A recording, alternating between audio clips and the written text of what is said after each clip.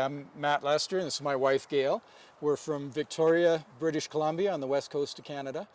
And we've done a little bit of overlanding up around that area out of necessity the last couple of years. But where we really like to be is in the southwest. So this is a Pando 2.0 from 2019. We like to get on the off-road trails and get away from things. We're not into big cities, we're into getting out into the remote areas.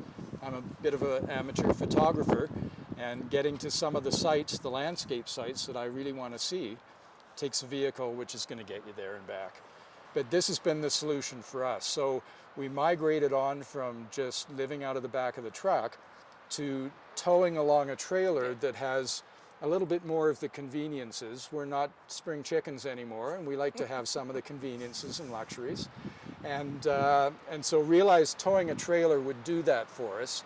We would have somewhere already set up that if, for instance, conditions were miserable, you could, if necessary, just park, crawl in the back and be done. Durability and reliability are important to us. The fact this was all metal construction, I think, was a real selling point. Not having the sticks in there, the wooden parts, and this has certainly held up well for us. The galley in the back gave Gayle the kitchen, the fridge, the 2-burner stove, tons of water storage, which can be a real limiting feature when you go off grid for a couple of weeks, or longer. We figure we could probably do a month with careful conservation of water. We also have the 270-degree awning and the walls, which have been a godsend on certain conditions. Putting those walls up has created a lot of shelter, and we've been quite comfortable in there in some pretty miserable conditions. We've put a little personal touches into it along the way. First of all, I'm not tall. And the counter height was just too tall. And so the solution we had, or that Matt had, was to make a little step. So I could stand on it, and I can at least the counter height and the stove and getting into the cabinets. So having the step was perfect. And when we are not using it and when we were on the road, the back goes down, the step comes out, the step gets turned around, gets put back in and tied down, and we're on the road. Away we go. Some of the reading I had done, I found that there can be a real problem with rocks kicking up from your tow vehicle, hitting the front of your trailer, and not only potentially doing damage to the trailer, but kicking forward and damaging your vehicle or even breaking the glass. Even with pickup trucks, I understand that can be a problem. So I saw a lot of people that tow would put a rock guard or a rock deflector around the front. So I sort of scoped something out and measured around and put it together with copper plumbing pipe and some mesh that I found at Home Depot, and came up with this guard on the front, which seems to really do the trick. It's prevented damage to the front of the trailer, and we've never had a rock impact on the vehicle from anything kicking forward.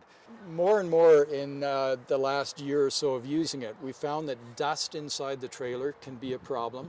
And doing a little bit of reading, and certainly of Australians have a particular problem with this in the outback. It's a big problem with people that tow trailers, and you can go to the greatest lengths to try and make sure your seals are all good, and dust still finds its way in. It's just a chronic problem when you're towing on dusty roads. And so I found a solution that has worked incredibly well after making sure everything was well sealed. It's called a cyclone cabin air pressurization unit. And so we've mounted one of those on top, and it draws the air in, cyclonically ejects most of the dust, and then filters the remaining air and forces it into the cabin and creates a positive pressure inside the cabin. And that's solved the dust intrusion problem.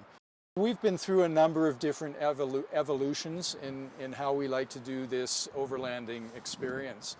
And we've come to towing the off-grid trailer with our Toyota 4Runner, and are extremely happy with what this does for us. It gets us to the places that we want to be.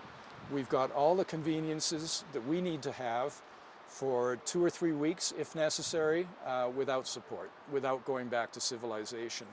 It's been extremely durable and dependable, and just for us makes a really good unit for the type of travel that we want to do.